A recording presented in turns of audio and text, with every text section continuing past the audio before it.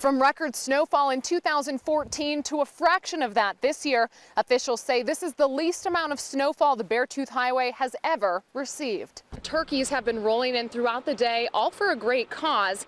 Now, also part of the fun is a little bit of cat-grizz rivalry to help fuel that competition. At the Yellowstone County Courthouse, where ballot counting started early this morning for the primary elections. It's here in Roundup. This is their reality. Floodwaters rising and homes submerged.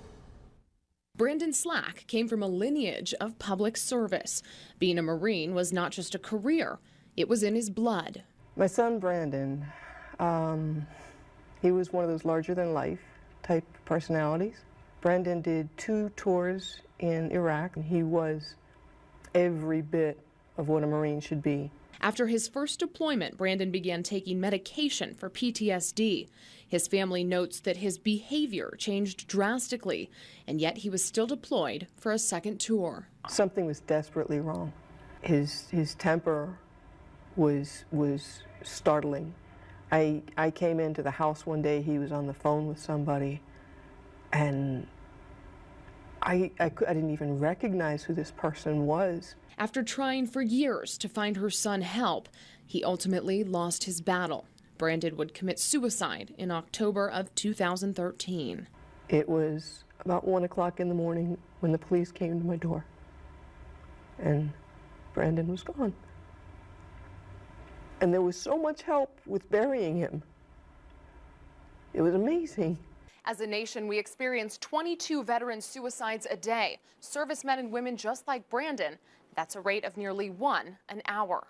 If we were losing that many soldiers or service members on the battlefield, you know, Congress would be up in arms, the American public would be up in arms, and they would expect that we would do something about it. 22 veterans a day don't kill themselves because we're overflowing with resources. Michael Worsley experienced PTSD firsthand after serving multiple tours as a Marine. He now works at the Billings Vet Center, hoping to help those servicemen and women in desperate need. The bottom line is if somebody comes into our office and says, I'm thinking about suicide, it's like somebody took the needle off the record, you know, just everything stops. Kate believes the system completely failed her son and continues to fail many others. But I don't know how many times they told me to call the police and just have him locked up. And I was the only one my son had. How could I? And he didn't need to be locked up in jail. He needed help. Senator Walsh has introduced legislation that would make resources readily available to veterans and would greatly increase prevention efforts. The VA just hasn't ramped up as quickly as I believe they should have. They're falling through the cracks. So many times my son would tell me, Mom, they just shove pills down your throat and tell you to go away. For the Slack family, the cost of war was heavy. Kate says she hopes Brandon's story helps create change. In Billings, Simone DeAlba, MTN News. We're in between Park City and Columbus. We're actually right above the Pinecrest subdivision. Now, as you can see behind me, this was the neighborhood that was evacuated. You can see some of the burn marks left behind from a fire. Now, most likely contributing to those flames, dry conditions and high winds. The blaze came with little warning. Our neighbor down below called us and said, look out your front door. Opened the front door and there was just a solid wall of black smoke. Debbie and her husband grabbed the family pets and left with only one thought going through their minds. Just get out. Get out of there. Don't stay. It's not worth trying to stay and defend your home and lose your life. It's called the Ember Zone. If you live within a 1-mile radius of a natural area, your fire risk increases exponentially. With this knowledge, the Degnans say being proactive is their best line of defense. I think we'll go hook up our hoses when we get home. We have fire retardants that we can spray on our house. Fire Chief Rich Cowger says unpredictable weather patterns and a parched landscape remain cause for concern. This is only March. I mean, this is unusual for us. I mean, very seldom do we mobilize the kind of resources that we have for this fire this early in the year. Despite the uncertainty, county officials met with gratitude and applause. And instead of giving Rich a clap, he's going to be full of hugs because it's black around your house but your house is there. From a community singed, but not shattered. Time to go home.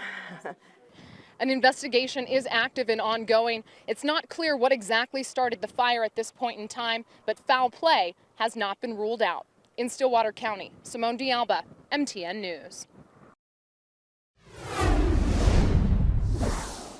May 2nd, 2015, Havre, Montana. A violent crime would shock the quiet Highline community. You wouldn't think this would happen to anybody, anywhere, let alone Montana, to a teenage girl. By all means, a winner, a decorated collegiate athlete, a nursing student.